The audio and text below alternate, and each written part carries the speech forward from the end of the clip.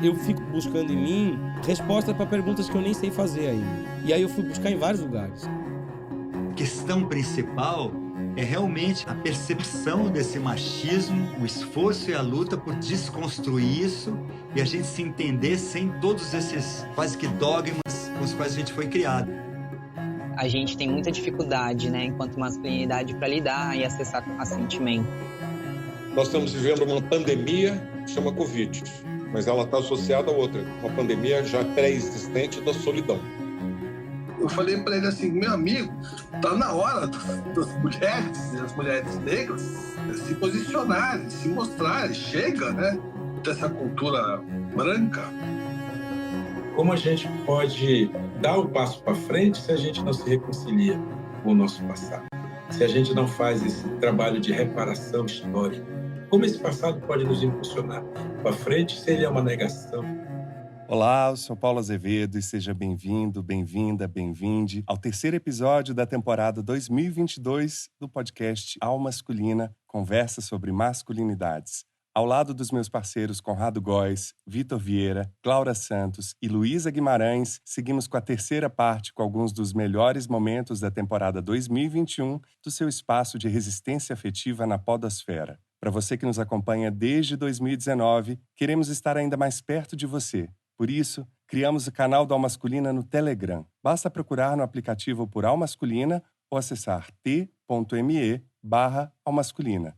Envie seus comentários por áudio ou texto, participe das pautas, enfim, colabore para que possamos seguir refletindo, gerando ideias e abrindo diálogos sobre as masculinidades e suas diversas maneiras de estar no mundo hoje para encontros mais viáveis para todo mundo. E nesta terceira parte, você confere a nossa seleção dos episódios 45 ao 50, além da participação do cientista PhD e co-host do podcast Naruhodô, Altair de Souza, no quadro Lugares Comuns. Confira. Daniel Munduruku, no episódio 50. Daniel, você pertence, a um dos 380 povos indígenas brasileiros, que totalizam 450 mil pessoas, que falam mais de 274 línguas catalogadas. Eu queria saber quais foram as suas primeiras referências de masculinidades. É importante lembrar, Paulo, que os povos indígenas eles têm uma vivência muito coletiva, né? Assim como a natureza ela não faz essa distinção de gênero exatamente, os povos indígenas não fazem muito isso. É porque o povo indígena se entende natureza. Portanto, vai cumprindo a sua sina a partir mesmo dessa compreensão de que nós somos uma interação permanente. E é claro, e eu costumo sempre lembrar que o ser humano, na natureza, é o único animal que não foi criado, digamos, completo, né? Aí a gente nas narrativas ancestrais. A gente não pergunta para uma onça o que ela é, qual é o destino dela, né? Existirmos, a que será que se destina? Isso já está dentro dela como uma coisa completa, ela já é divina em si. O ser humano, por conta também da narrativa, né? Ele se distanciou da natureza, foi criado de uma forma incompleta. Na sua incompletude, ele teve que inventar seus instrumentos de sobrevivência. A onça sabe como sobreviver, sabe onde morar, sabe o que fazer. O ser humano não. Ele, na sua incompletude, ele teve que desenvolver esses instrumentos e a isso é que nós chamamos de cultura. Acontece que ele também, por conta da sua vaidade, se achando última bolacha do pacote, acabou tentando dominar esse conjunto de saberes, né, de culturas, e colocou tudo isso a seu serviço. Aí, falando do ocidental, né, ele criou essa leitura individualista a partir do domínio da economia, de uma ciência econômica, né? Nós vivemos para ser alguém na vida, eles dizem. Tanto verdade é que é a pergunta que mais se faz para a criança na cidade, né? O que você vai ser quando crescer? É a pergunta mais terrível que se pode fazer para uma criança de qualquer cultura, na verdade, porque isso já está implícito de que ela não é nada, né? Ela é um via ser, ela é um futuro, ela é o que vem pela frente e a gente acaba tirando dela a oportunidade dela ser plena naquele momento que ele vive, assim como, repito aqui, estamos começando a primavera. Ninguém vai apressar a primavera se tornar verão. Ela vai ter o tempo dela. A criança tem o tempo dela. Se a gente apressa a criança, entra nos conflitos todos que esse mundo maluco que vai dizendo que ela vai ser alguma coisa, vai se tornar alguma coisa quando ela crescer. E aí tem implícito que para ser alguma coisa a gente tem que ter um monte de outros, tem que acumular riqueza, tem que trabalhar feito maluco, tem que se aposentar muito bem na vida. Quando a gente envelhece, olha para trás e diz assim, o que eu fiz da minha vida? Eu tenho tanta coisa, e daí? E os povos indígenas têm muito essa ideia de que nós somos o coletivo, nós não somos o indivíduo. Fazemos parte desse grande sistema, grande teia da existência. Quando a gente fala da teia da vida, nós estamos falando justamente desse equilíbrio necessário para manter as coisas caminhando de acordo, né? E as referências nossas, portanto, têm muito a ver com esse tipo de educação. Por isso eu falava de pedagogia ainda. O que nós aprendemos, né? Como é que nós aprendemos? É claro que existem algumas referências que nos são dadas. Os pais, por exemplo, são a referência inicial das crianças, porque são os pais que educam o corpo da criança. São os pais que ensinam as crianças a andar na mata, subir na árvore, nadar no rio, a fazer as coisas que as crianças precisam fazer para elas serem plenamente crianças.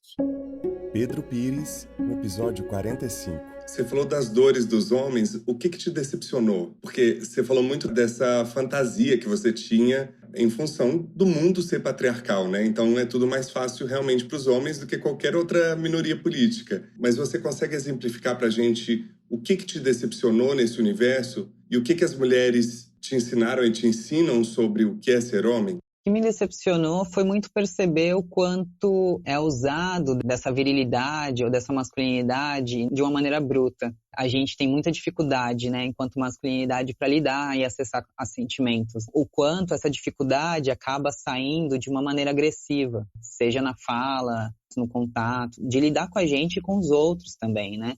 O quanto essa dificuldade que a gente tem de lidar com esses sentimentos na gente acaba sendo prejudicial nas relações. Então a gente machuca as pessoas que a gente não queria, ou como que isso vai criando atritos. Isso foi uma das coisas que muito me decepcionou, assim, né? De perceber que eu criava uma expectativa, né, nesse universo masculino, que tem no universo feminino, sabe? Que não diz de um lugar ou de outro. Essa questão da força, né? Que vem muito, virilidade, essa coisa do homem saber fazer as coisas, por exemplo, que também conversa muito com a ficção mesmo em relação ao que é masculinidade, que é ser homem, etc., que eu vou percebendo que, assim, tem muita imaturidade, sabe, nesse caminho. Quando é dito que as mulheres amadurecem mais cedo, é justamente pela carga emocional e de tarefas e de obrigações que é imposto a elas. Então, ou seja, a gente é obrigado, né, enquanto socializado enquanto mulher, a amadurecer mais cedo. E aos homens não, né? Então tem essa liberdade maior, assim, porque eu lembro de quando fica muito marcado para mim essa divisão, que já é na adolescência,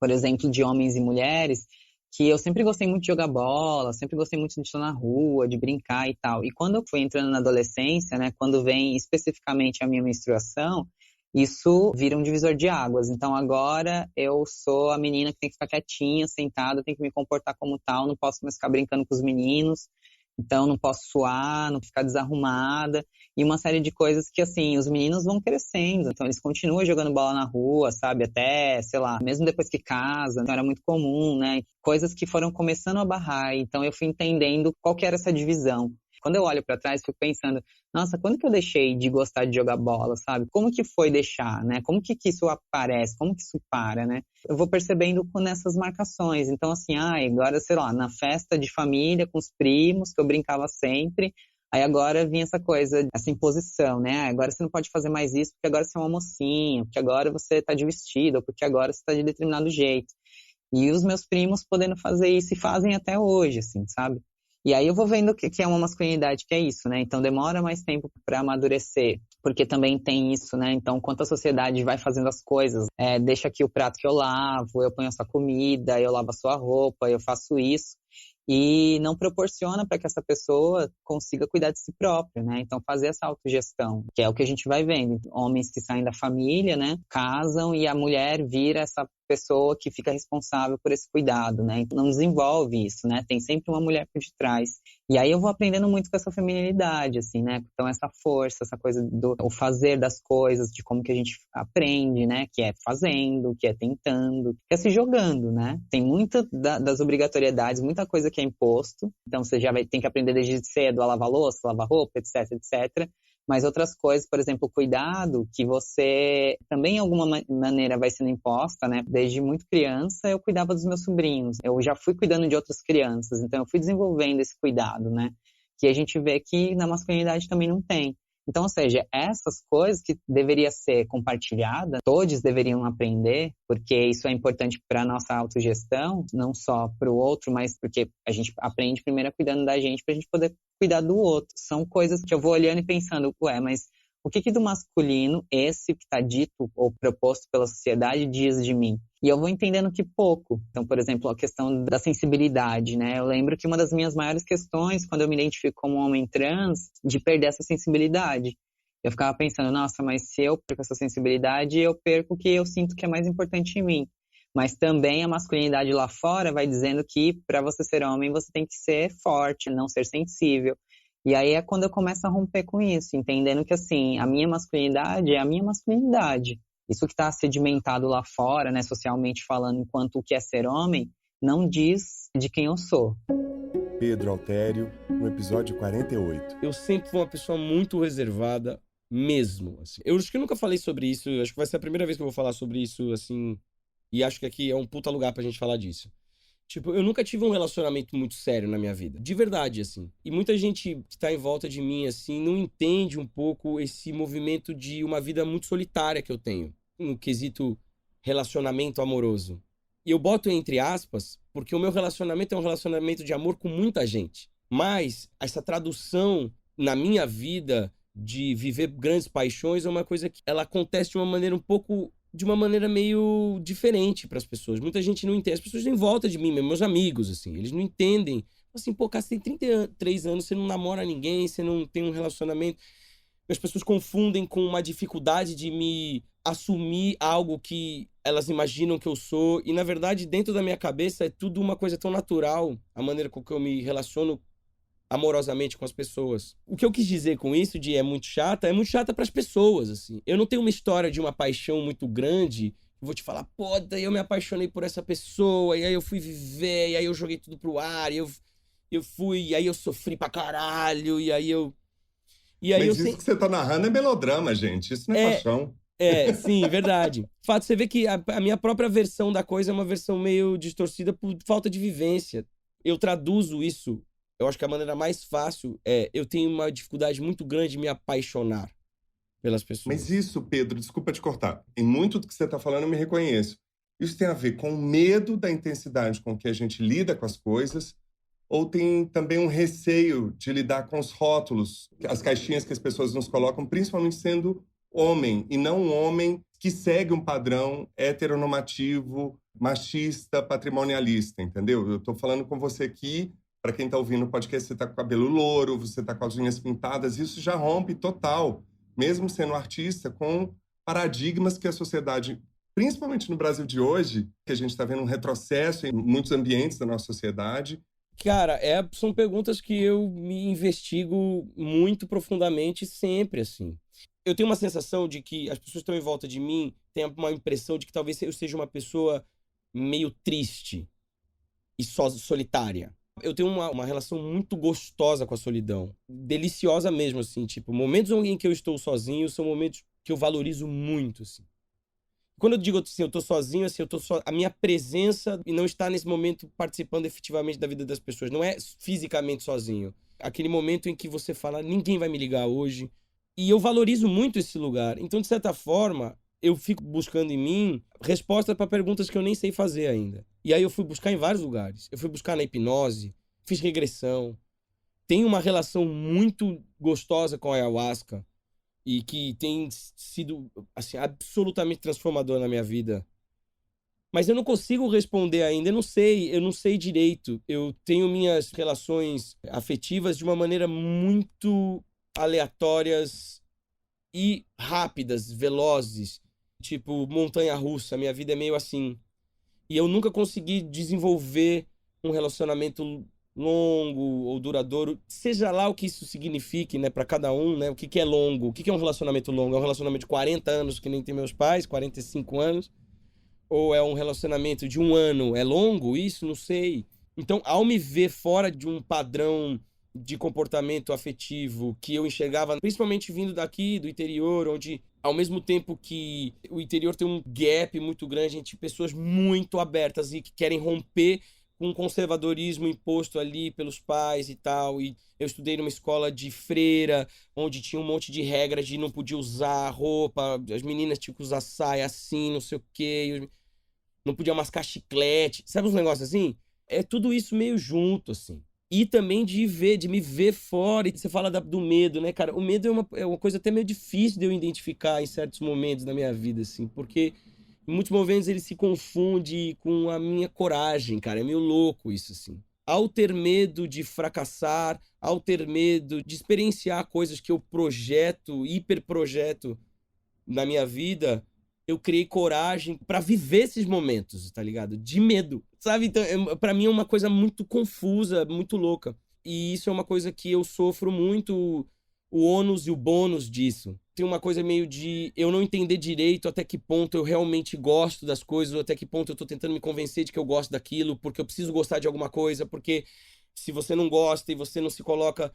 Então, se você não faz isso, e se você não tá dentro da sociedade, é um pouco a lógica da globalização. Se você não consome certas coisas, se você não tem um Instagram, você não tem um iPhone, você tá fora do padrão de felicidade. Como você é feliz sem um iPhone? Como que você é feliz sem estar numa rede de internet, no Facebook hoje? Essa falsa impressão que a gente tem de que o mundo é globalizado, mas a capacidade de empreender de um lugar é completamente diferente de outro. Então, no afeto é a mesma coisa. A gente padroniza a forma de se relacionar no mundo, sendo que as pessoas têm maneiras muito diferentes e possibilidades diferentes de entregar isso. E eu não acho uma maneira muito direta pra dizer pra você assim, olha, o que passa comigo é isso. Cara, minha vida amorosa é muito chata. Eu não tenho grandes histórias pra te contar. Eu posso te contar de um filme que eu assisti. Sabe assim, é um pouco isso. Sim. Não vai ser a gente aqui no Masculina que vai te pressionar a entrar em nenhuma caixinha, pelo amor de Deus. Tony Bellotto, no episódio 46. Tony, você falou da relação com a Malu, a gente falou um pouco da relação com os Titãs, e ter um grupo artístico, no seu caso, por tanto tempo, é tão ou mais complexo e delicado do que manter um casamento, né? Que você também mantém há um bom tempo, né? Há mais de 30 anos, como a gente já disse aqui. E aí eu lembrei que o Paulo José uma vez me disse que um grupo é o melhor lugar para você esconder seus talentos e também esconder suas fragilidades. O que você descobriu e aprendeu sobre você nessa jornada de décadas com uma banda, né, que também sofreu várias transformações? E o que a Malu te ensinou sobre seu homem? Bom, primeiro falando sobre a banda, a grande coisa positiva de trabalhar em grupo, trabalhar numa banda ou num grupo em que as decisões são tomadas coletivamente, é que realmente o teu ego não se impõe, sabe? E isso eu acho importante, porque às vezes na arte você tem uma tendência a ficar um pouco autocomplacente. Se as pessoas começam a falar bem de você, você começa a achar que você é o máximo. Então, e numa banda isso não acontece, porque nos Titãs sempre foi assim. Quando eu faço uma música, para aquela música entrar no repertório, entrar no disco, entrar no show, ela tem que convencer os outros. Eu não posso falar assim, eu fiz uma música, vamos botar no disco. Não, peraí, vamos ver se a gente gosta. Então, essa situação de você ter que seduzir os teus companheiros, de fazer uma coisa que eles gostem, isso sempre foi muito positivo para a gente. Claro que tinha uma rivalidade interna, todo mundo quer aparecer tanto quanto o outro, ou mais, isso é inegável da natureza humana. Então, é claro que eu prefiro que a minha música faça sucesso, toque no rádio do que a música do outro, mas a que vai tocar é a que for melhor, a que tiver mais adequada àquilo. Isso é um exercício muito legal, porque é um exercício de trabalho em que você tem que aceitar o outro, tem que entender o outro, sabe? É muito positivo. Tem outra coisa positiva de trabalhar em grupo, que é que quando tem um grande sucesso, você não ganha todo aquele dinheiro e toda aquela fama sozinha. Você divide. Mas também quando tem um fracasso, os lados ruins que toda carreira tem, você também divide aquilo e é mais fácil. Quando um disco teu é criticado, quando você faz um show que não vai ninguém, você não está sozinho, não é só uma culpa minha. Pô, fizemos alguma coisa errada, ou então as pessoas não estão entendendo a gente. É mais fácil lidar com os fracassos quando você está em grupo. Agora, ao mesmo tempo, o mesmo trabalho de grupo tem um momento em que é preciso lidar com a individualidade, porque você não se realiza totalmente num grupo. E a gente foi sentindo isso ao longo do tempo. Logo no começo da banda, o Arnaldo saiu. E quando ele saiu, a gente falou, pô, a gente precisa construir uma condição aqui dentro que as pessoas se realizem individualmente também.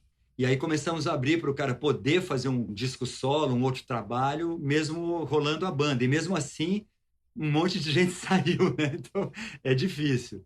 Falando da Malu, quer dizer... Você foi muitos, né? E ela também. Porque eu acho que na relação longa tem essa grande vantagem, ainda mais em momentos de amor líquido, né? De relações líquidas, você ter esse espelho que te conhece num grau e numa profundidade, numa intimidade tão grande que raramente outros lugares vão te acessar, né? Isso é muito legal e eu acho muito fundamental que ela seja uma atriz, sabe? Quando a gente se conheceu, ela era uma atriz no auge do sucesso e eu um músico no auge do sucesso. Então a gente já teve que lidar com isso de cara, que é uma coisa muito interessante que nas relações, claro, quando você se apaixona por alguém, você tende a ser muito possessivo, né, e egoísta. E todo mundo, quando começa a namorar alguém, ou pelo menos a maioria absoluta das pessoas, quer aquela pessoa só para ela e fica com ciúme se outra pessoa olha para ela e não pode nem imaginar uma outra pessoa beijando ela. E eu tive que lidar já desde muito no início da relação com outros homens beijando a Malu nas novelas, abraçando a Malu. Assistindo, né? Eu assistindo, que ela falou assim, olha, essa cena foi muito importante para mim. Eu, uau! E ela beijando bem, eu falando, que bom, me convenceu, né? E não só isso também, eu sabia que a Malu estava sendo uma pessoa amada, querida, desejada por muitos outros homens também. Então, tudo isso é muito difícil de você enfrentar e conseguir, né, ficar bem. Eu já vi várias histórias de conhecidos, de gente que o cara namorava uma atriz e terminou o namoro, a relação, porque não ia dar conta de ficar vendo ela fazendo cenas de sexo, cenas de beijo e tal.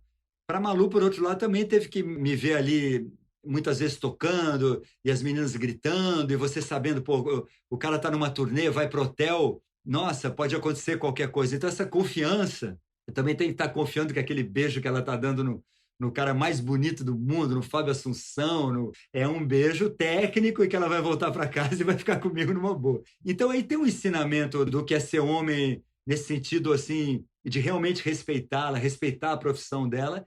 E a gente conseguiu, sabe, ultrapassar esses conflitos que são naturais e nem sempre são fáceis. E estamos juntos há mais de 30 anos e nos amando de uma forma muito intensa e verdadeira. E continuando a trabalhar, eu continuo fazendo show, ela continua fazendo cenas. Ela até falou, não, mas agora eu faço só cenas de mãe da protagonista. Então eu falei, não é assim, não. Até porque você é muito bonita e cada vez mais, o que é ótimo, as mulheres estão conquistando essa condição de ainda serem muito desejadas e serem muito sexualmente atraentes com 50, 60 anos. E essa desculpa de que é mãe de protagonista não cola, não. Então a gente teve que confiar um no outro e confiar principalmente no nosso amor, no que mantém a gente junto, né? Outra coisa também que eu tive que enfrentar, muitos homens se sentem humilhados, por exemplo, se a mulher ganha mais do que ele. Olha que loucura. Mas são essas coisas que a gente traz, esses preconceitos ancestrais. Do provedor. Exatamente. O homem quer ser o provedor, tanto é que muitos homens não deixam a mulher trabalhar, né? A mulher quer trabalhar, o cara não deixa. E a mulher aceita aquilo como uma condição, senão... E aí ele começa a dominar a mulher porque ele que dá o dinheiro para ela. Hoje em dia tem muitos casais, mas o homem ainda não aceita que a mulher ganhe mais que ele, né? Isso é um absurdo, porque não faz o menor sentido.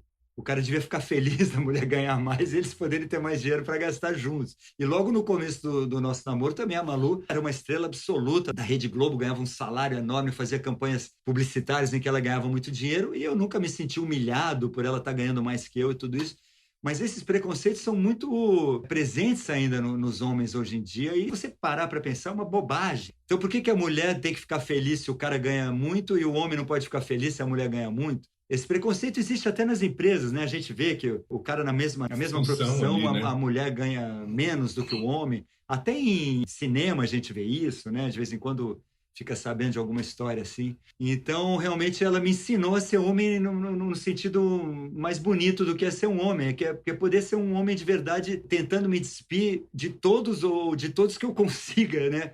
Preconceitos. E às vezes não são nem preconceitos, né? São coisas que estão arraigadas, você não nem... Inconsciências mesmo, porque a gente nem sabe por quê, né? bobagens, assim, e vivenciei isso como pai também, assim. Eu lembro que quando o meu filho caçulo, o Antônio, agora está com 23 anos, né? Quando ele vai fazer 24. Quando era pequenininho, teve um dia que ele quis ganhar uma boneca. Ele queria uma boneca. Claro, a gente deu uma boneca para ele brincou com a boneca um tempo, desencanou da boneca e ele não é homossexual. Se ele fosse também, não teria o menor problema e não teria sido por ganhar ou não ganhar uma boneca que ele teria feito uma opção sexual na vida.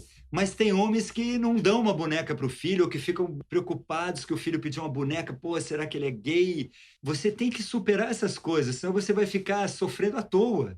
A gente tem que aceitar a vida como ela é e tentar ser, eu acho que compreensivo, né? Num sentido mais profundo da palavra. Olha o quanto a masculinidade é frágil. Um objeto tem a capacidade de contaminar e orientar a orientação sexual de um menino, né? Total. Que Você loucura, sabe que uma né? vez, é uma coisa que eu falo até na psicanálise, eu vou abrir aqui que é interessante. Uma lembrança que eu me lembro de muito pequeno, eu falei, meu pai era um cara muito legal, um homem aberto. E eu lembro que pequenininho, uma vez eu estava querendo usar um anel, e eu me lembro até hoje que eu era muito pequeno, mas meu pai começou a me desestimular a usar aquele anel. E eu falava, mas por quê? E ele começava a dar uns exemplos absurdos. Ele falou, não, é que você pode passar aqui, o anel prender, vai machucar teu dedo. E mesmo pequeno, eu falei, não é isso, não pode ser. Muitos anos mais tarde, eu fui entender que ele devia estar com medo que eu estivesse demonstrando alguma tendência gay por estar querendo usar um anel, e ficou preocupado. Ele que era um homem aberto. Então, a gente tem que se livrar dessas maluquices. E os pais, às vezes, têm medo, não pelo ciclo menor da família, né, mais íntimo, mas pelo social, né? Você sabe que eu ouvi isso muitas vezes, já ouvi também, de homens que dizem assim, não, eu não tenho problema se meu filho for gay, não é um problema meu, eu aceito ele ser gay, mas eu não quero porque eu fico com pena porque ele vai sofrer muito. Vai sofrer por quê? Porque o julgamento da sociedade é muito cruel com o homem gay. Mas assim, não é, porque se cada um pensar assim, vai ser cruel. É uma luta, né? É uma luta terrível. Marcelo Rubens Paiva, no episódio 49. E, Marcelo, sua obra é muito reconhecida pela autoficção, pela inteligência, humor e por abordar situações difíceis sem autocomiseração. Isso é uma coisa muito forte na sua escrita e que nos aproxima muito do jeito que você escreve no cinema, no teatro e na televisão. Como é que o humor te ajuda a lidar com essas tragédias e com o atual contexto do país, com 484 mil mortes pela Covid, altas taxas de desemprego, miséria, inflação? E como é que você vê a relação do masculino com o humor, principalmente sabendo que a sua família já sofreu ataques do atual governo, né? Aquela situação bizarra da cusparada na estátua do seu pai, que, enfim. Conta um pouco como é que o humor te sustenta, além dos orixás, para lidar com tudo isso. Eu também não sei como. Meu pai era uma pessoa muito bem-humorada, minha família italiana é uma família muito bem-humorada, meus filhos são muito bem-humorados, tenho algumas irmãs que são muito dramáticas, mas tenho umas irmãs que são muito bem-humoradas. Não sei de onde veio isso, que é natural em mim. Eu até às vezes falo, eu estou escrevendo uma coisa, logo eu começo a entrar numa coisa sarcástica e eu começo a falar, puxa, por que você é assim, né? Você podia ser um autor sério, denso. Mas a literatura brasileira, ela foi criada, a literatura moderna, não modernista, mas moderna brasileira, contemporânea brasileira, foi inspirada em Machado de Assis. Machado de Assis é muito engraçado, né? Muito cínico, né?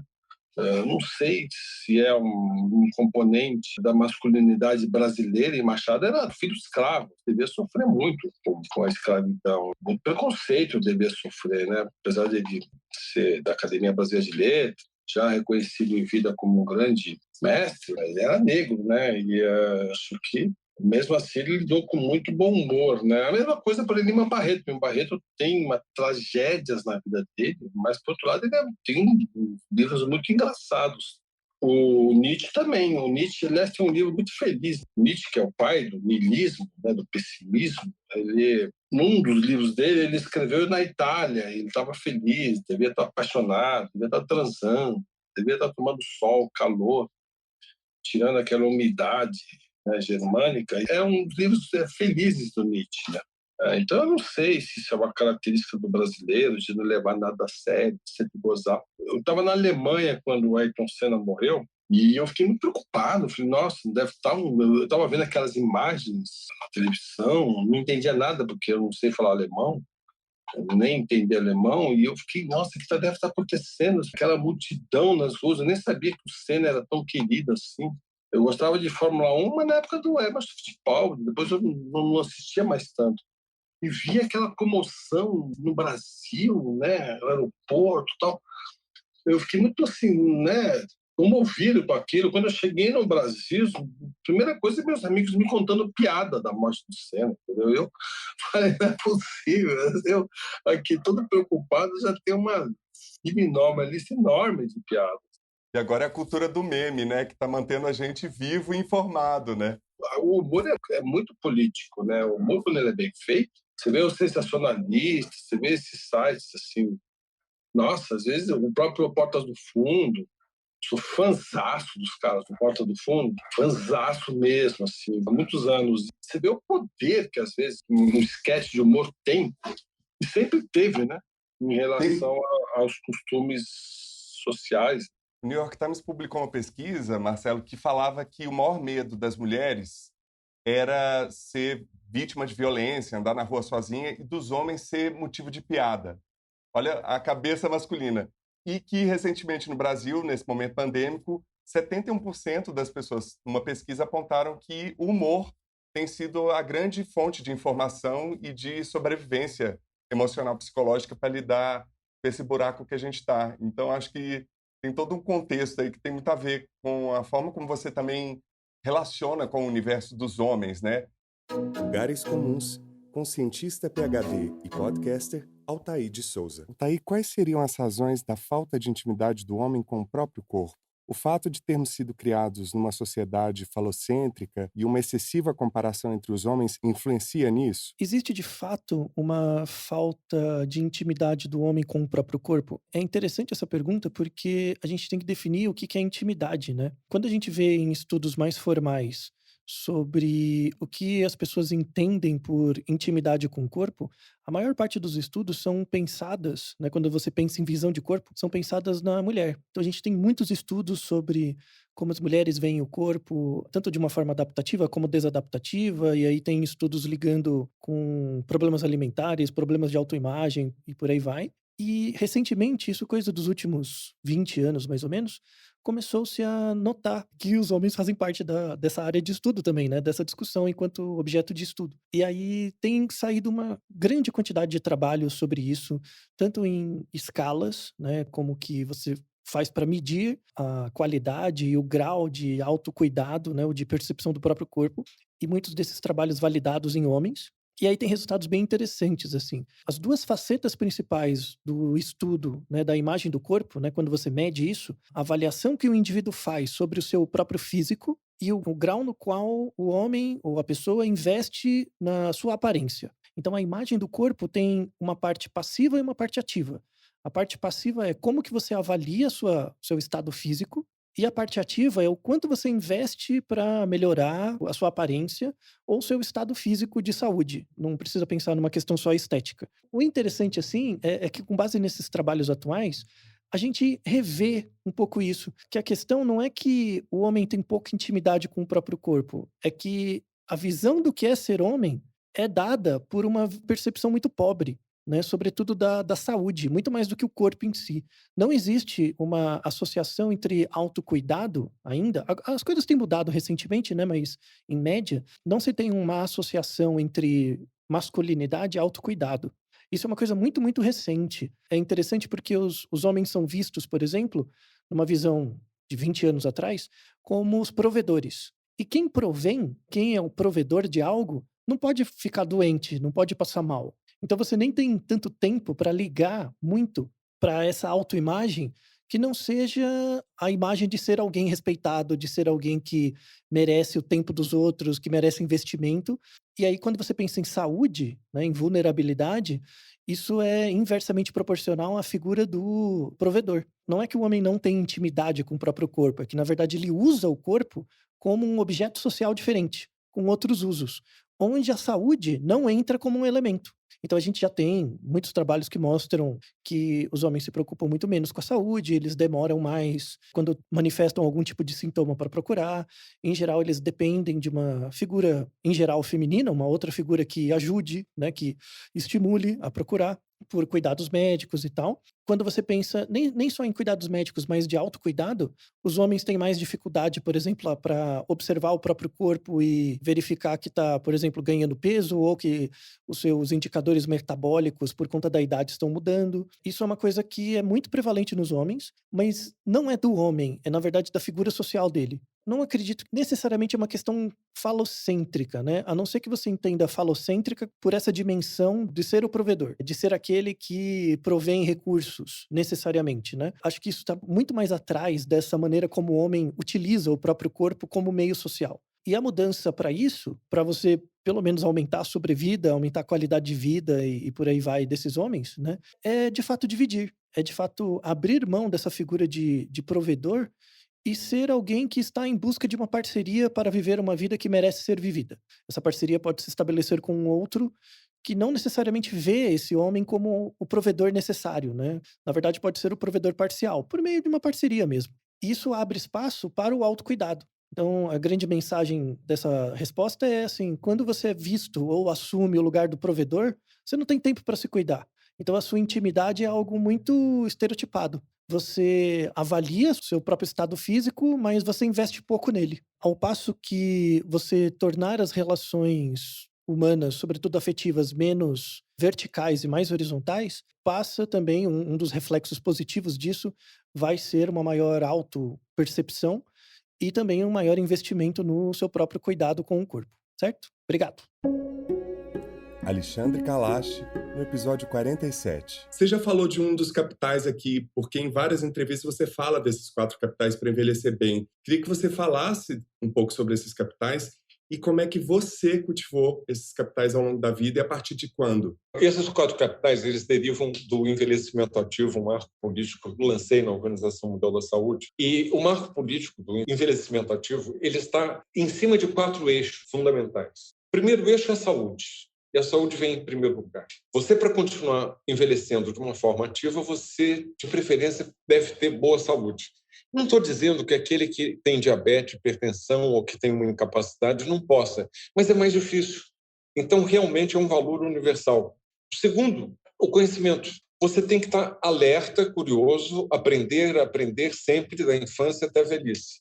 Quem parar de aprender, você acha que a tecnologia vai te dar uma mata? Não, a tecnologia vai embora. E você tem que estar alerta, tentando aprender. Nossa, eu sou do tempo que comunicação mais sofisticada era telefone sem fio. De repente, está sem fio, mas não é bem aquela forma como a gente brincava quando eu era criança. Conhecimento, aprenda, esteja sempre alerta, mantenha a tua curiosidade. Mas precisa também de políticas públicas para poder fazer com que teu esforço de aprender seja consubstanciado de oportunidades para você fazê-lo.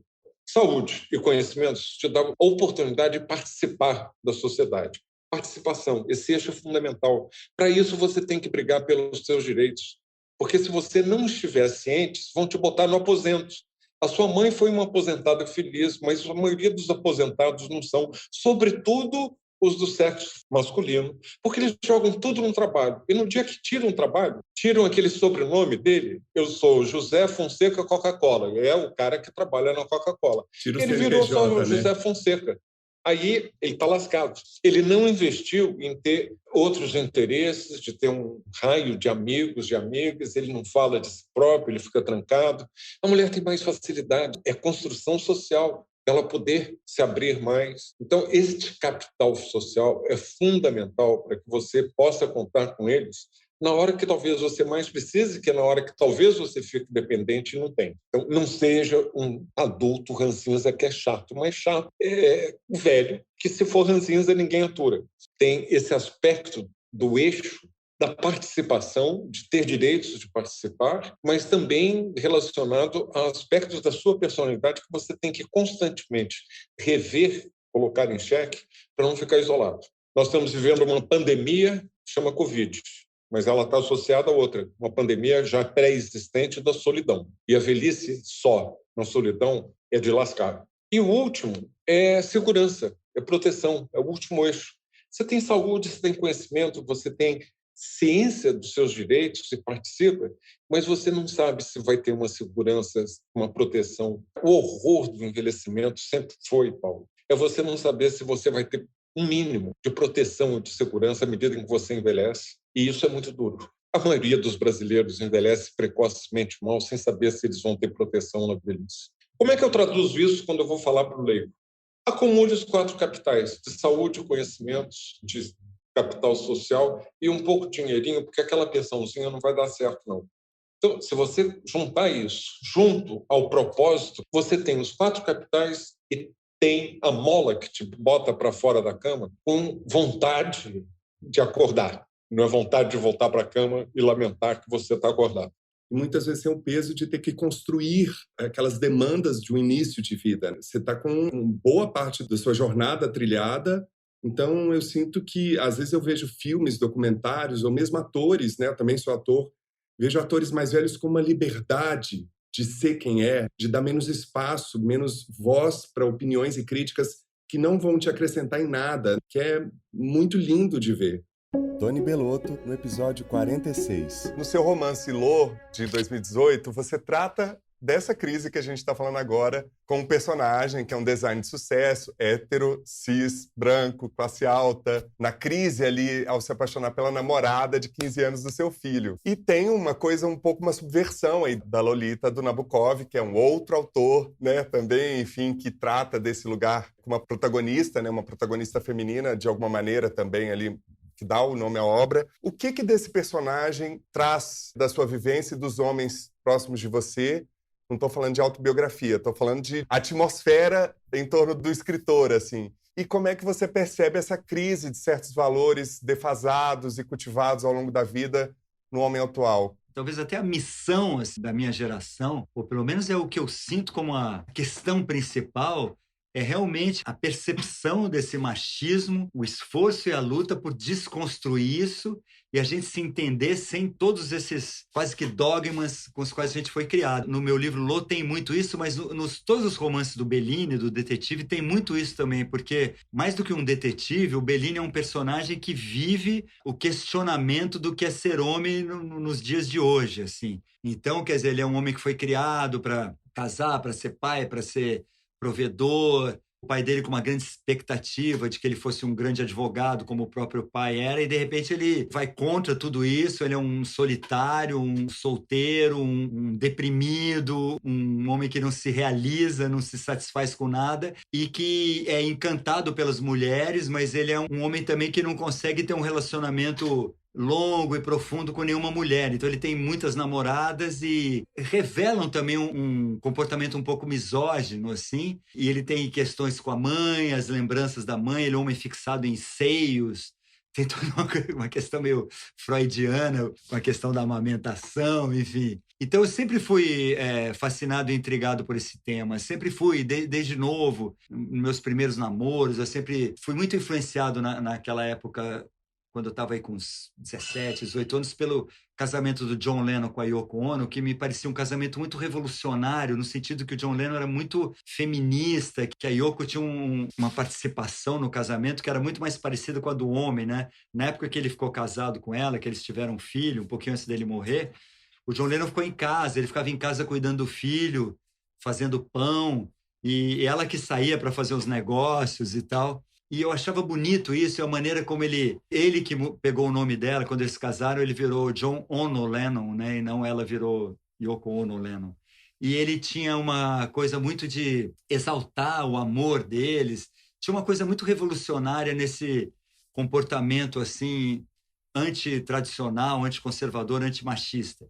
Eu também lia muito o Fernando Gabeira, que naquela época estava voltando para o Brasil. Ele fez O Que é Isso, Companheiro e o Crepúsculo do Macho, que era um livro que falava especificamente sobre essa questão do fim do machismo, da importância do feminismo. Isso me influenciou muito a vida inteira. E agora, quando a gente estava fazendo a ópera, a gente chamou como parceiros o Hugo Pozzolo, que é um diretor de teatro, e o Marcelo Rubens Paiva, um jornalista, escritor. E o Marcelo falava sempre assim, cara, a coisa mais importante que acontece nos dias de hoje é a revolução feminina, é a emancipação das mulheres. Isso é a coisa mais importante que acontece. E ele tem toda a razão, assim. A minha obra, todos os meus livros têm sempre essa questão do homem que não se enquadra, que está querendo achar o seu lugar no mundo atual e qual é o seu papel agora frente a essas mulheres que são tão combativas, são tão conscientes, né? e resistentes ao machismo, né? Então, como é que a gente tem que ser o homem? Essa é a questão do Lô, do Bellini e minha. E do próprio Dom, né, Tony? Porque eu tô pensando aqui, para mim o que mais chamou a atenção, que todo o sofrimento gerado ali, por aquela trama entre o pai e o filho, vem de uma reprodução inconsciente da violência, da dureza, né? Desse mundo machista, né? Do mundo das regras do homem ali. Esses grupos reproduzem muito isso. Os bandidos, tem toda uma moral própria que é muito baseada nisso do respeito à regra do homem. Essa é uma história terrível, porque ela é uma história de homens, mas que revela toda essa fragilidade, como você fala, e esse quase que absurdo e essa violência das regras e das normas machistas, né? E o efeito cascata em todo mundo que está ao redor, né? Na mãe, que se vê tendo que vender o apartamento, na irmã, que chega uma hora que fala até aqui, porque a minha vida toda foi em função disso. É muito forte. Aspas. Foi impressionante durante a pandemia como aceitamos a convocatória para ficar em casa e fazer o distanciamento social. Salvo alguns excêntricos, todo mundo que pôde concordou com ela. Ora, se somos capazes de ouvir um comando desses, todos ao mesmo tempo, de permanecermos em casa, por que não seríamos capazes de ouvir o comando de parar de predar o planeta, de parar de destruir os rios e as florestas? Esse é um valor transcendente. Não consigo nos imaginar separados da natureza. A gente pode até se distinguir dela na cabeça, mas não como organismo. A possibilidade de sobrevivermos com esse corpo em Marte ou em qualquer planeta vai depender de um aparato tão complexo que será mais fácil arrumarmos máscaras e respiradores e continuarmos aqui. E olha que não estamos dando conta nem disso. Essas incríveis tecnologias que a gente utiliza hoje, que nos põem em conexão, têm uma boa dose de ilusão. São como um troféu que a ciência e o conhecimento nos deram e que usamos para justificar o rastro que deixamos na Terra. Muitos povos, de diferentes matizes culturais, têm a compreensão de que nós e a Terra somos uma mesma entidade, respiramos e sonhamos com ela. Alguns atribuem a esse organismo as mesmas suscetibilidades do nosso corpo. Dizem que esse organismo está com febre. Faz sentido. Nós não somos constituídos de 2/3 de água e depois vem o material sólido, nossos ossos, músculos, a carcaça? Somos micro-organismos do organismo Terra. Só precisamos nos lembrar disso.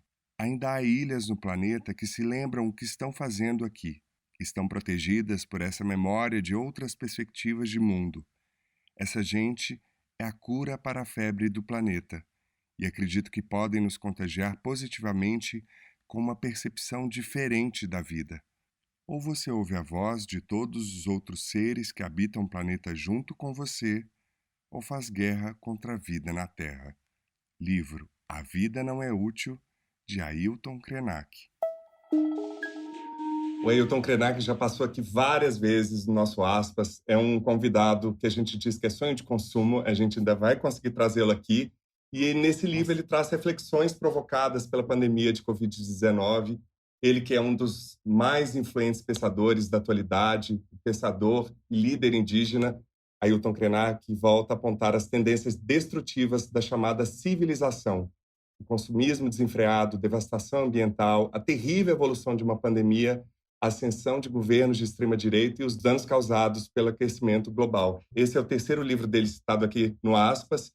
Traz 5 textos adaptados de palestras, entrevistas e lives realizadas entre novembro de 2017 e junho de 2020, para você ver que esse assunto ele tem falado há muito tempo e as coisas não mudam. E para completar a dica aí do livro, eu queria te indicar para conferir a recente entrevista dele no programa Papo de Segunda, disponível no GNT e também no podcast do programa no Spotify. Daniel Munduruku, no episódio 50. Daniel, eu queria encerrar fazendo uma pergunta que tenho muita tristeza de ainda, mesmo depois de todas as pesquisas e de tudo que você trouxe para a gente nessas 2 partes, pesquisas como a da UFMG na área de genética, de 2005, que aponta que 63% do povo brasileiro considerado branco tem origem tupi, essa nossa negação da nossa ancestralidade, e a gente está acompanhando um julgamento histórico e fundamental que vai definir que país a gente quer ser, que é o marco temporal, esse país que você chama de adolescente que continua buscando a sua própria identidade. Nesse marco temporal, o que significa para quem não está acompanhando as notícias, e muitas das notícias influenciadas pelo grande empresariado interessado, seja contrário aos povos indígenas, ele consiste num risco muito grande para o nosso país, porque pode significar a expulsão de povos indígenas que não consigam provar que estão nessas terras antes do dia 5 de outubro de 1988, quando a Constituição prevê o usufruto dessas terras, diferente do uso privado de fazendeiros, empresários, que estão querendo fazer disso. Como é que você percebe esse momento em que a gente está voltando 40 anos no tempo, que trata essa questão dos nossos ancestrais, ainda tratando esses povos como povos de passagem, em processo de integração, né, um retrocesso sem igual na nossa história do país? A pergunta é, como é que você vê esse papel selvagem e predador dos homens que lideram ações como essa, apoiados por fazendeiros, grileiros armados mais do que nunca, empresários e pela bancada da bala? Essa é uma pergunta, de fato, bastante importante a gente fazer nesse momento. Quando a gente lida com o tempo e o tempo como compromisso, a gente tem que pensar não no futuro, a gente tem que pensar no hoje, no agora. O agora dos povos indígenas tem sido a reprodução de uma perseguição permanente dos últimos 500 anos, pelo menos. E os povos indígenas têm buscado e procurado se colocar nesse mundo como guardiões desses saberes, desses conhecimentos, desses territórios, que são territórios que não são nossos. E aqui eu lembro que meu povo sempre nos ensina que o mundo nos foi dado por empréstimo. É um presente que nos é dado por empréstimo. Ou seja, nós vamos ter que devolver. E se pensar na lógica ocidental do empréstimo, a gente tem que devolver com juros, né? Ou pelo menos em boas condições para que outro use. Se a gente for imaginar uma biblioteca que empresta livros para a gente, nós temos que devolvê-lo pelo menos em condições de ser usado pelo outro.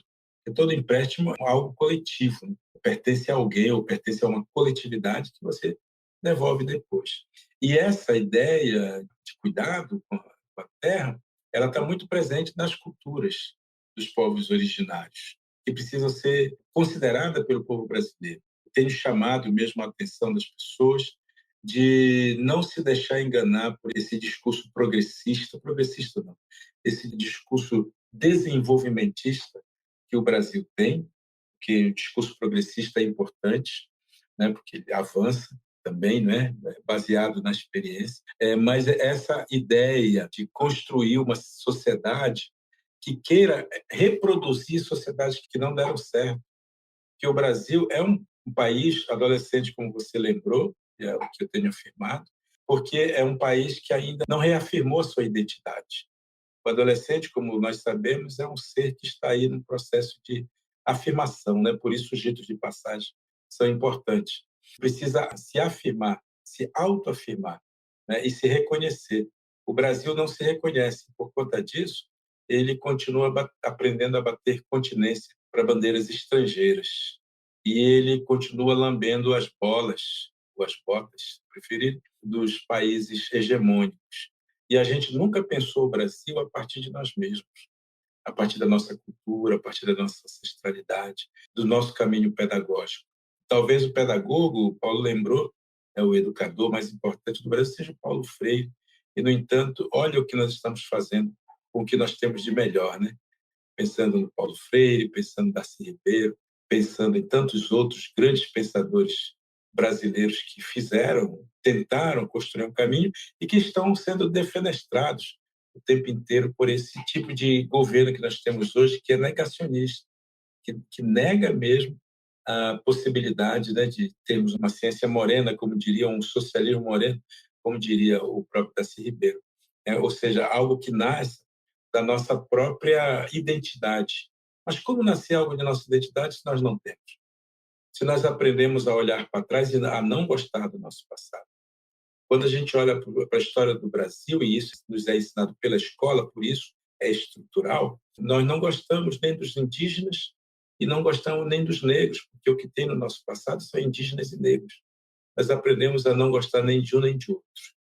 E, portanto, a gente foi desenvolvendo na nossa mentalidade um não gostar desse nosso país, porque ele é construído exatamente por uma memória triste, eu diria, porque assim nos foi passado, e porque assim ela foi forjada também.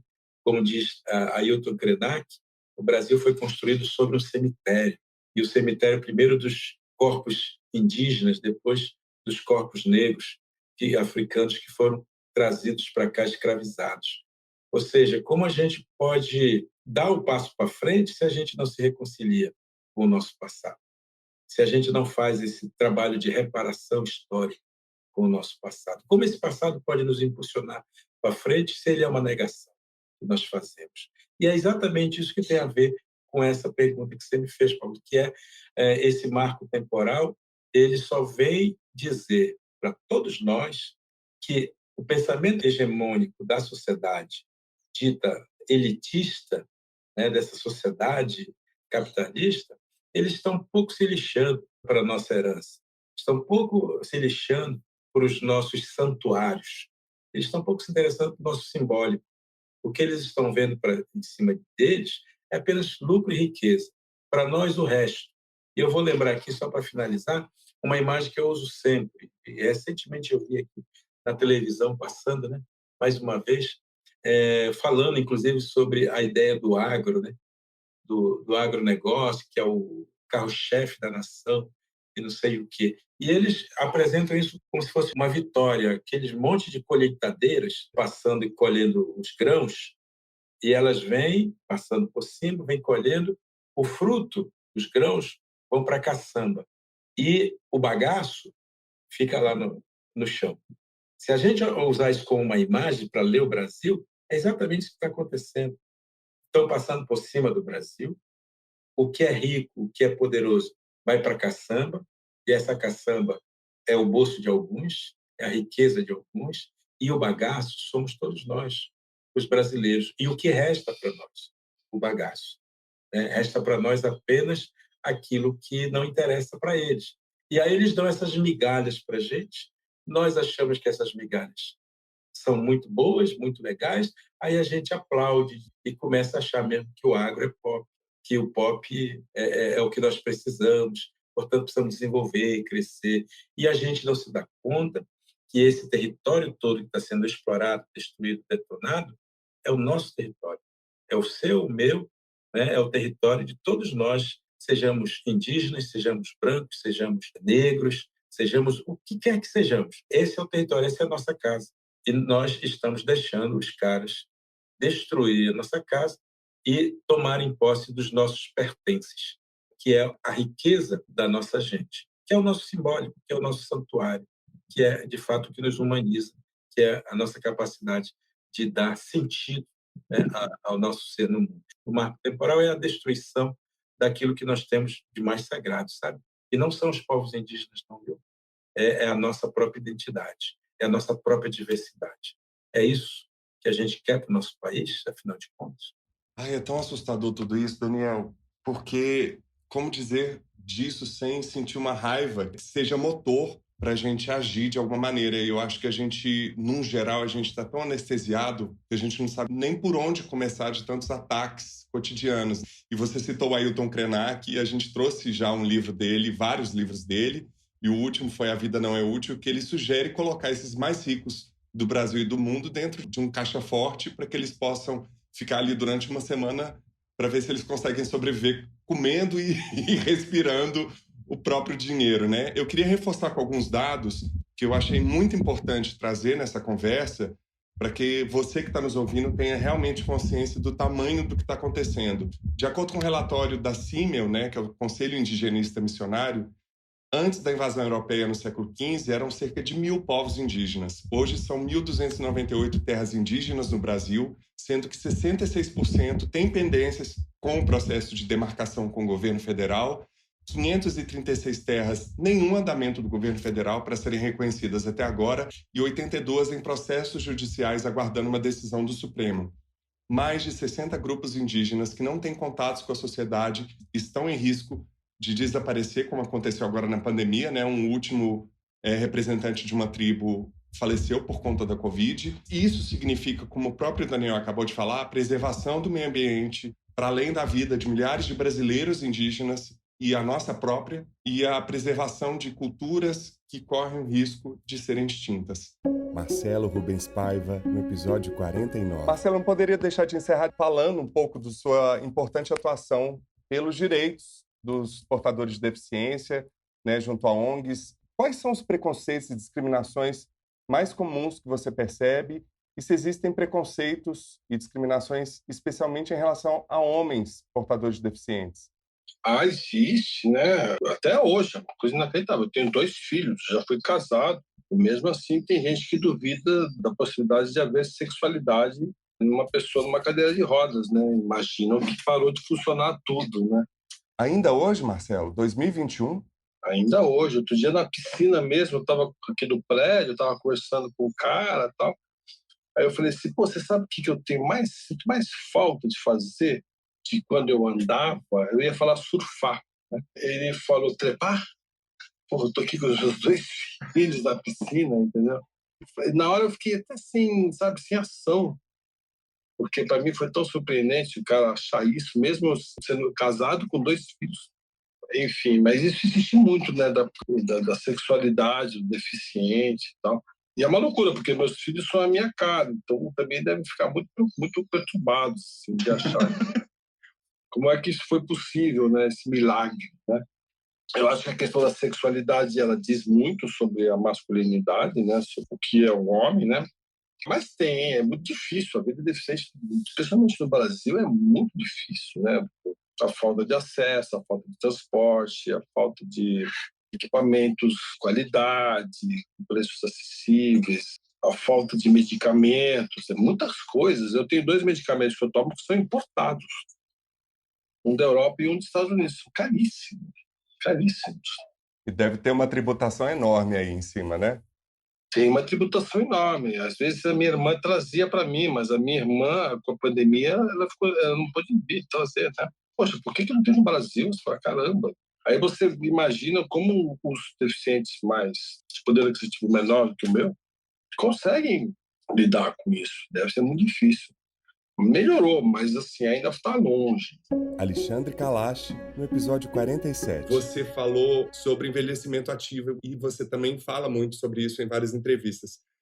O que eu posso fazer? A pessoa que está ouvindo, o que eu posso fazer em relação a isso? E o que o Estado deveria fazer? Já deve estar muita coisa presente no Estatuto do Idoso e não faz, e como cobrar? Eu vou só relembrar que o envelhecimento ativo está alicerçado nos 3 eixos: saúde, de conhecimentos, o aspecto social da participação, mas que você precisa também de um 4º eixo, que é a segurança e proteção. Você tem que fazer. Você tem que começar a se preparar para a velhice o mais cedo possível.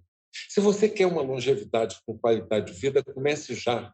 Quanto mais cedo, melhor, nunca é tarde demais. Comece aos 20, começou aos 20, comece aos 30, aos 40, 60 ou 80. Você vai ter ganhos. Mas, claro, se você começou mais cedo a perceber que você é o futuro idoso, cai a ficha. O idoso não é aquele outro. E na sociedade brasileira, a gente não aceita. O outro é sempre o que está do lado de fora. Eu sou o ex-atleta, eu sou o garanhão, eu sou aquele que não precisa de nada disso. Não, cai a ficha. A gente vai envelhecer, e envelhecer é bom, morrer cedo é que não presta. Então começa a se preparar para essa tal da maratona que a vida se transformou. Maratona não é uma corrida longa. Antigamente a corrida era de 100 metros, agora ela é uma maratona, tem obstáculos, você tem perdas. Você tem perdas de status financeiro, de saúde, perdas de amigos, perdas de familiares, de pessoas queridas. Construa reservas para poder ser resiliente, porque você não vai evitar que essas perdas venham, porque elas são inerentes a uma vida mais longa. Se você só vive 40 anos, você talvez não tenha essas perdas que uma pessoa que chegou aos 90 vai ter.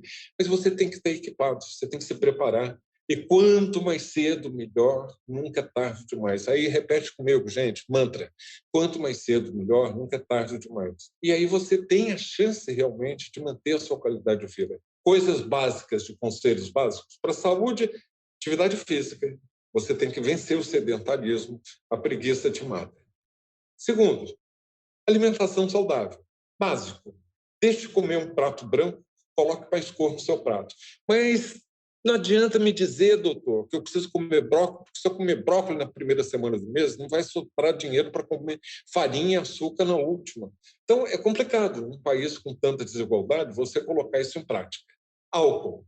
O álcool mata, e mata muito, e está matando mais. Agora, durante a pandemia, aumentou o consumo. Isso dá violência doméstica, isso dá suicídio, isso dá acidente. O outro é até um fenômeno, Paulo, porque a gente conseguiu conquistar.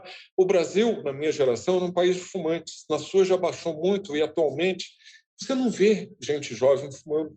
Só os de nível educacional ou socioeconômico muito baixo. Por uma série de medidas legais, educação sanitária, incutindo na criança que o hábito é nocivo, proibindo propaganda, não pode fumar aqui, não tem propaganda, se tiver um toldo não pode, você nem na intimidade do seu quarto de hotel você pode fumar. Eu sou de uma geração que a gente fumava em tudo quanto era lugar, inclusive avião. Hoje eu fico espantado.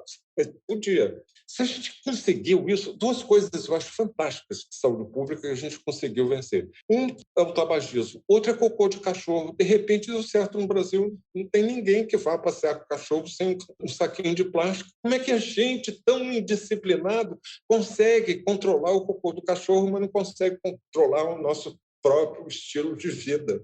Mas isso não tem a ver com os vícios, doutor Kalash? Doutor Kalash, Ih, acabou, falou. Agora ficou sério. Porque eu vejo que isso tem a ver também, inclusive usando a pandemia como justificativa, com o vício do açúcar, o vício do sal, o vício do cigarro, o vício do álcool. Como lidar com isso também, voltando ao que você... Eu já estou respondendo, tem a ver com o que você falou de entender o corpo como algo mais amplo. Não existe essa separação de corpo e mente, de razão e emoção, não existe isso. Economia, vida, não existe isso. A gente que inventa para poder justificar determinadas posturas.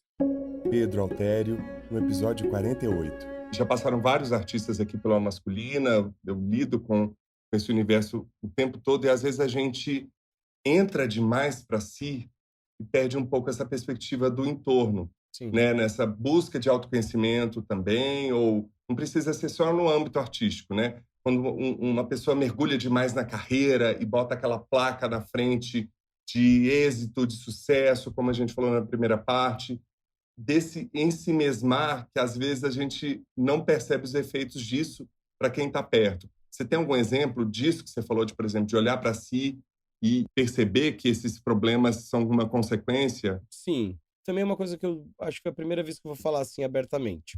Apesar de ser uma pessoa muito aberta e aí, galera, assim, a minha vida, certos aspectos dela são muito guardados, assim. Porque eu não sinto vontade mesmo de falar abertamente, muitas vezes, né, tipo, sobre certos assuntos. Mas eu tive um problema com álcool, assim, meio mais sério, assim. E que, obviamente, ele levou a outras consequências também. Mas ele, pra mim, sempre foi a matriz do problema. Então, eu olhava pro copo de cerveja, ou pra seja lá qual bebida fosse, e falava, o problema tá ali. Eu preciso parar de beber. Esse é o problema da minha vida. Se eu não parar de beber, eu não vou parar de fumar.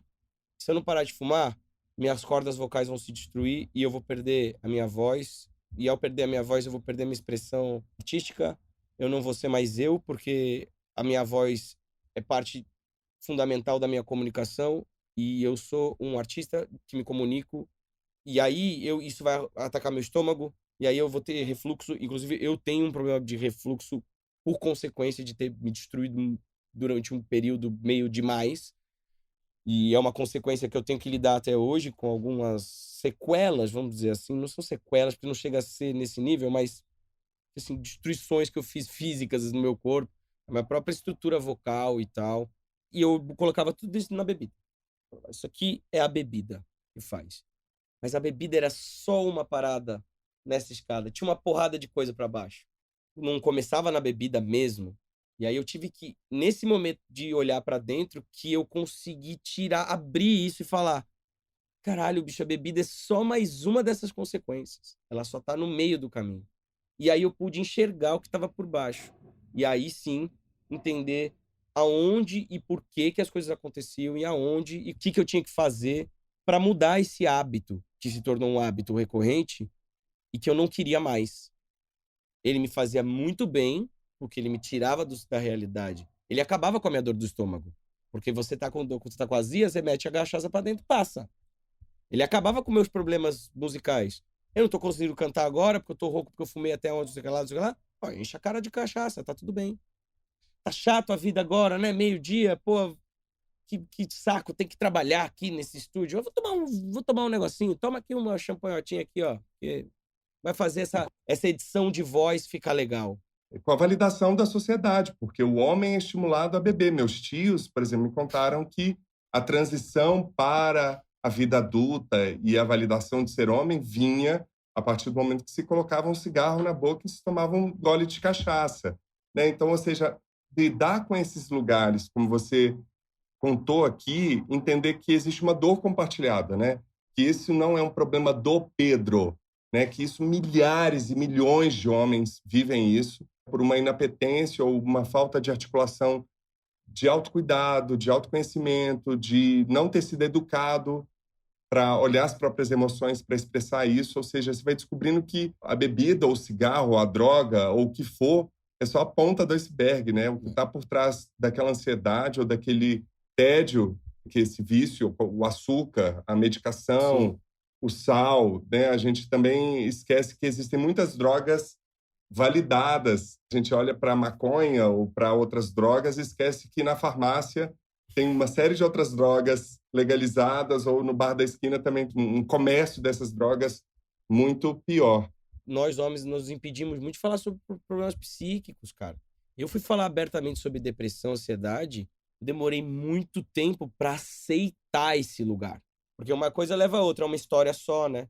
A ansiedade que leva à depressão, que leva ao consumo de álcool, que leva ao consumo de uma vida desregrada e de alimentação toda cagada, e você não dorme direito. E eu demorei muito tempo, por medo, vergonha, de falar sobre isso. Sobre aqueles dias que você percebe que algo está acontecendo dentro da sua cabeça. Mas o homem não pode chorar. Então essa coisa meio idiota que a gente cresce, e eu sou um puta de um chorão, sabe assim?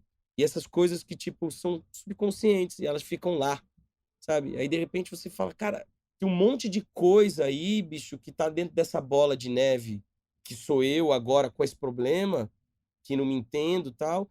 E aí eu percebo que eu tô me boicotando de me entender há muito tempo. E é isso, essa reprodução de quem a gente foi quando criança, adolescente, e quem a gente não quer ser quando adulto, né? E a gente ainda vive numa sociedade muito psicofóbica, né? Terapia é coisa de maluco, de fraco. E sobre isso eu recomendo os episódios do Alexandre Valverde, do Diogo Lara e o mais recente, o último episódio com o Alexandre Kalash, que também fala dos efeitos disso a longo prazo, né? Como é que a gente faz para ter um envelhecimento ativo, já que a gente está aí caminhando para ser um dos países mais velhos do mundo nos próximos 9 anos. Pedro Pires, no episódio 45. Em uma entrevista você disse que é um transmasculino e há 2 anos descobrindo o mundo pelas lentes de um ser humano que se percebe sem gênero. Mesmo sabendo que inúmeras pesquisas apontam que se tomarmos, por exemplo, 10 atributos como altura, peso, etc., somente 1,8% de uma população como a de São Paulo, com cerca de 20 milhões de habitantes, seria considerado normal. Ou seja, quase ninguém é normal de acordo com as pesquisas. Como você se sente nessas caixas que determinam o que é ou não normal nas masculinidades, o que é ou não ser um homem? Me sinto sufocado. Acho que essa é a sensação. Da gente poder tentar olhar, né, o que a gente vai descobrindo a respeito da gente, né, que tá num lugar ou tá no outro, né, que eu vou entendendo que, assim, não tá em lugar nenhum. Tá dentro de onde eu sinto que traz conforto. Essas coisas que a gente vai generificando. Cor, roupa, corte de cabelo, se tá com barba ou não, por exemplo. São coisas que eu vou entendendo que não dizem sobre o meu gênero. Isso diz sobre como eu me sinto confortável no corpo que eu tô. Eu lembro que eu ganhei uma sandália que super feminina, assim, tal, eu achei super legal, porque gosto, a cor e tudo mais. E fiquei super feliz de ter ganhado o presente, mas com uma grande dificuldade de sair pra rua com isso. Porque daí ficava, nossa, mas como que vai ser lido? Isso no meu pé, eu com essa sandália e tal. E aí eu fui fazendo exercícios graduais. Minha terapeuta na rua de trás de casa. Então eu ia pra terapia com a sandália, sabe? Então eu andava na calçada ali rápido e tal. Até que eu comecei a trabalhar isso na terapia e me perguntar, mas o que eu tô fazendo? Tô entrando numa outra caixa? É uma sandália. Quem tá generificando é a gente. Eu tenho tentado olhar mais por esse lugar. Claro que a gente vai esbarrando em algumas questões. Você vai percebendo ainda, né? Onde que vai batendo machismo, onde que vai batendo essas questões em você. E você fica, né? Tentando ali aquele conflito com você mesmo, né? E aí tá aí a terapia pra gente poder olhar pra isso. E o olhar externo está o tempo todo presente. A gente é educado com esse olhar externo, né, Pedro? Qualquer pessoa, independente do seu gênero e da sua orientação sexual, que a gente já falou aqui inúmeras vezes, até o doutor Drauzio Varela falou disso, né? Que a orientação sexual não diz respeito a ninguém, né?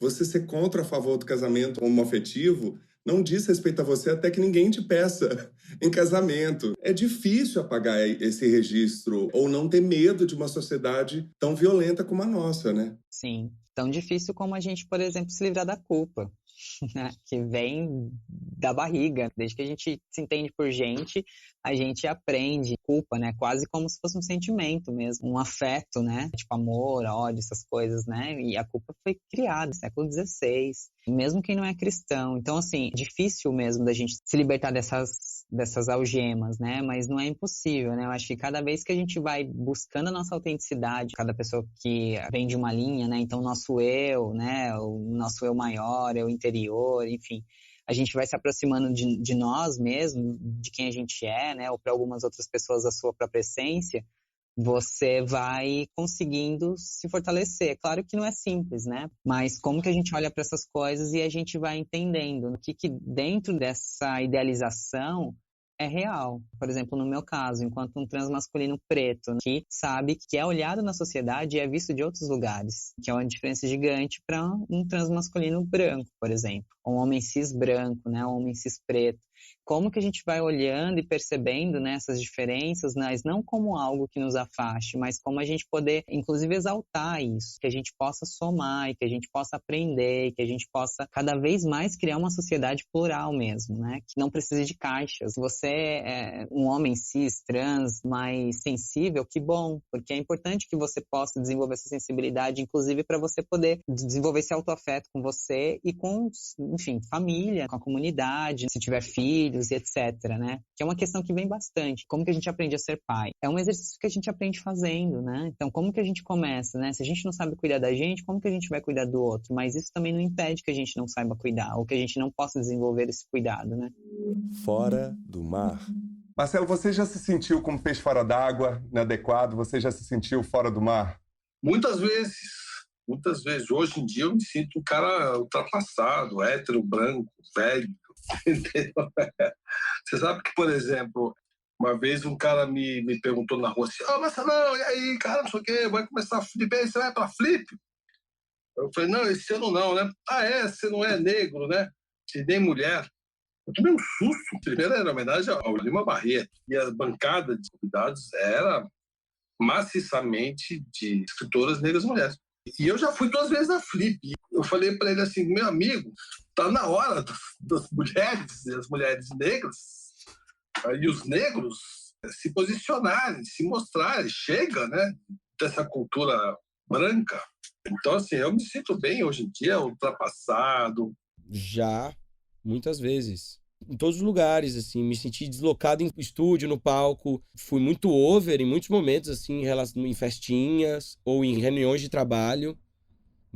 Já me senti muito peixe fora d'água de tipo, o que eu tô fazendo aqui mesmo, assim. Eu me martirizava muito. Cara, eu tinha uma parada que, assim, a gente trocava uma ideia, tipo isso aqui, aí eu desligava aqui e aí eu ficava no meu quarto falando assim, eu falei aquilo, meu Deus, não. Tipo, mas será que eu fui gente boa? Será que eu fui legal? Meu Deus, por que ele me chamou? Cara, por que ele me chamou? Esse cara tá com alguma coisa. Por que ele me chamou? Juro por Deus, assim.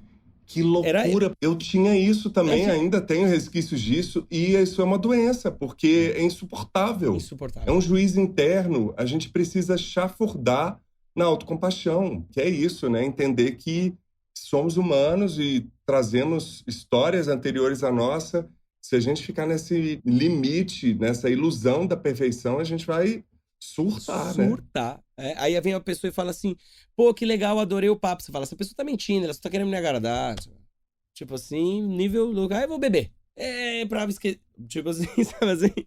De uma maneira meio caricata, mas é um pouco isso. Tem muito a ver com essa história toda de, cara, de me estar me libertando disso, assim. E hoje eu sou muito melhor e muito mais feliz. E... Como é bom amadurecer, gente. Puta que pariu. Deus me livre de 18 anos. Deus me livre. Deus me livre. Não. Nunca?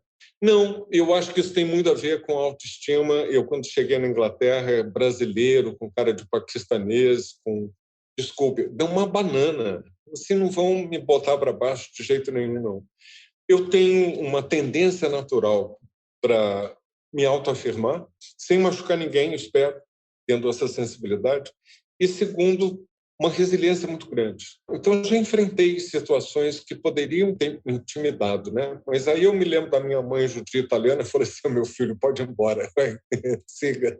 Maravilhoso, Kalash. Você tem que dar curso de autoestima e resiliência, porque você é o primeiro convidado que fala não para essa resposta. Eu tô achando genial. Maravilhoso. Vai ver que é falta de autocrítica. Eu tô achando o contrário, eu tô achando maravilhoso.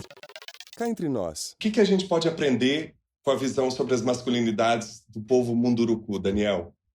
Pode aprender a ser homem, pode aprender a ser masculino, pode aprender a dignidade de pertencer a uma cultura sem se impor, apenas pelo fato de estar ali. Acho que a gente pode aprender a respeitar os outros corpos, não são meus, portanto, eles têm o direito de serem o que desejarem ser.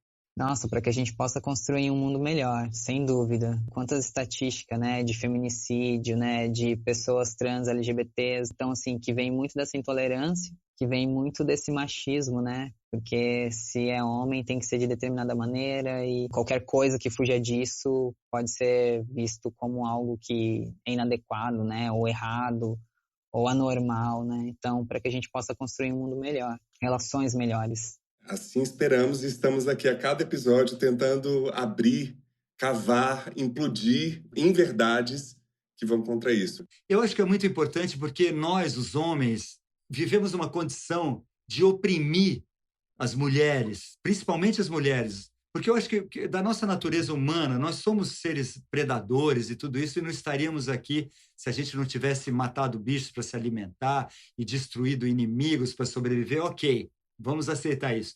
Mas nós, homens do sexo masculino, a gente está oprimindo as mulheres há, sei lá, milhares de anos. Então, a gente tem que entender o que a gente é e aceitar que nós somos iguais às mulheres. As nossas diferenças são complementares. Um não tem que mandar no outro.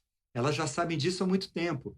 Então, nós temos que aprender isso. Eu acho que essa é a questão principal para a gente discutir isso. E é por causa delas que a gente hoje tem a possibilidade de ter um espaço como esse, né? Elas criaram movimentos e ondas ao longo dos anos que nos possibilita ter esse tipo de conversa entre dois homens. Né? E elas continuam nos parindo. A cada momento desse que a gente está falando, tem um monte de meninos nascendo sempre de mães mulheres, que só elas têm essa capacidade de gestar e de parir, e a gente não entendeu ainda que é preciso respeitá-las, é preciso amá-las, jamais tentar compreendê-las, que jamais compreenderemos mesmo, mas elas também não vão compreender a gente. Vamos nos amar, vamos curtir juntos, mas jamais um oprimir outro ser humano, isso não existe mais. Isso é uma coisa que é muito forte nos últimos séculos, né? O homem oprime a mulher, o homem e a mulher oprimem o homem e a mulher que são mais pobres, o branco oprime o negro. Isso tudo é errado. O ser humano não tem que oprimir o outro para ser feliz. O que não entra na minha cabeça é o gasto de energia com isso. Vai construir algo com essa energia toda, né? Exatamente. Tem tanta... Ou então não faz nada e vai dormir, descansar.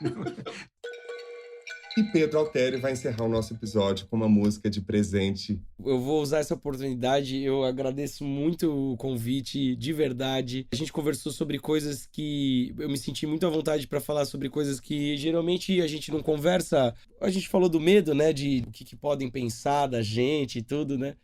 E tudo isso tem a ver com uma música que é uma música inédita. Eu nunca toquei essa música. É uma música que vai estar no meu primeiro trabalho solo que eu estou fazendo, que vai chamar, um disco que vai chamar de Cara Limpa. Eu acho que essa música é tão emblemática, eu nunca toquei ela meio direito, e eu já peço aí pro ouvinte um pouco perdão, porque eu tô com um problema na garganta, então eu tô um pouco rouco, mas tá tudo bem. porque não é isso que importa agora. E eu acho que essa música tem muito a ver com o nosso papo aqui. A música chama-se Grão de Areia.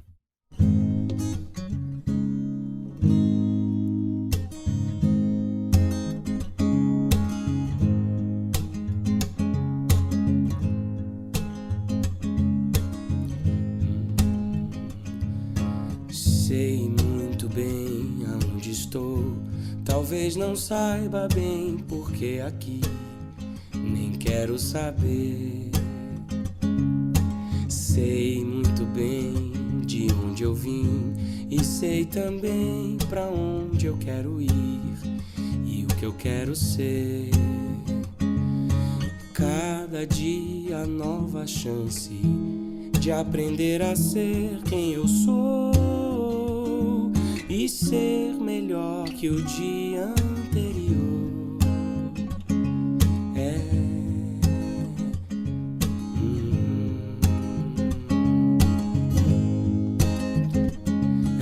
E são tantas coisas que eu não sei e outras tantas que vou esquecer e reaprender. E são tantos assuntos que eu já sei, mas outros tantos nunca vou saber e nem há porquê. Em todo dia, novo instante, tempo de parar pra pensar, pois o que eu sei no fim pode mudar.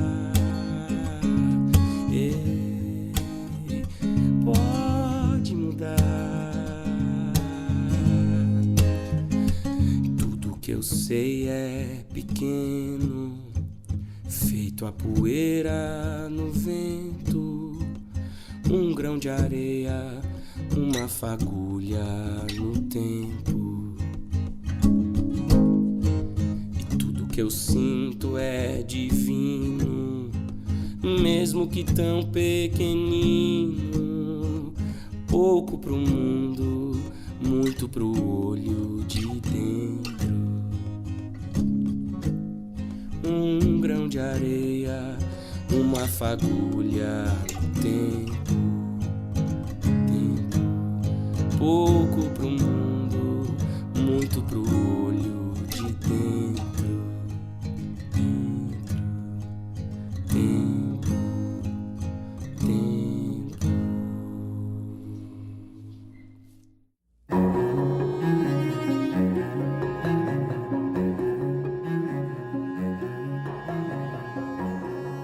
E não perca a quarta e última parte dos nossos melhores momentos de 2021 na próxima semana. Visite nosso site e conheça todos os episódios na íntegra, além da transcrição do aspas, lugares comuns e as dicas do Escuta Aqui. Anote aí, www.almasculina.com.br. Siga as nossas redes sociais, Twitter e no Instagram, @almasculina, e se inscreva no nosso canal no YouTube e também no Telegram. Comente, compartilhe os posts e leve a Almasculina para mais gente. E se você quer levar o conteúdo da Almasculina para sua empresa ou evento, nos envie um e-mail para contato@almasculina.com.br. Será um prazer compartilhar essa rica experiência que tem sido nossos encontros sobre autoconhecimento, diversidade, vulnerabilidade, identidade, entre tantos outros temas, sempre relacionados às masculinidades para homens, mulheres e não binários. Colabore para manter o Almasculina no ar por meio da nossa campanha de financiamento coletivo. Saiba mais no site www.orelo.cc/almasculina. E agradecemos a todos os nossos apoiadores, em especial Alexandre Valverde, Ana Maria de Lima Rodrigues, Ângela Mucida, Danilo Azevedo, Felipe José Nunes Rocha e Juliana Dias. Agradecemos também aos nossos convidados Pedro Pires, Tony Belotto, Alexandre Kalashi, Pedro Altério, Marcelo Rubens Paiva, Daniel Munduruku e Altair de Souza. E também não posso deixar de agradecer Glaura Santos e Soraya Azevedo. Mais um Almasculina fica por aqui e é feito graças a Conrado Góes, na trilha sonora original e mixagem, @Conza01, Vitor Vieira nas fotos, @Vitor Vieira Fotografia, e eu, Paulo Azevedo, na idealização, roteiro, edição e apresentação, @PaulaAzevedoOficial. Esse podcast é realizado pela Concultura. E você que nos deu o prazer da sua companhia até aqui, muitíssimo obrigado, cuide-se, vacine-se, use a máscara. Até semana que vem.